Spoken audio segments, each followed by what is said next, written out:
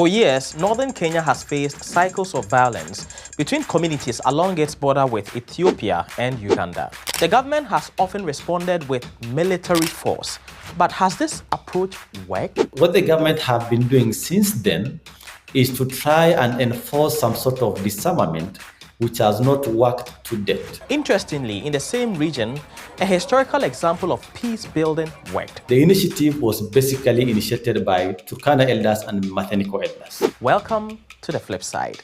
In 1973, after years of bloodshed, Turkana elders in Kenya and Matheniko elders in Uganda came together.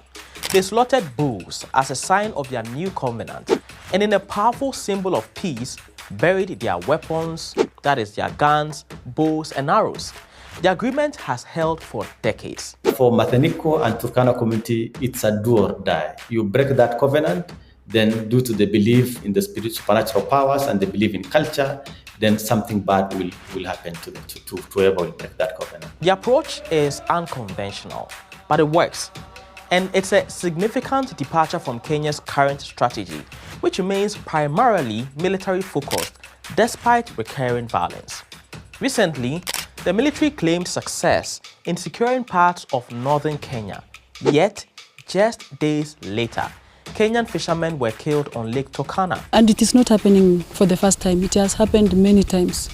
And there are those incidences where maybe numbers of casualties are small, so they have never been reported. Experts say the government must facilitate community-led peace talks, just like the elders of Lokiriama and Matheniko did. We have used empowerment research to really help communities realize that the power to fix these problems lies in their hands, and so we support them to understand better their situation and identify within their communities opportunities to make their lives better and to make situations change.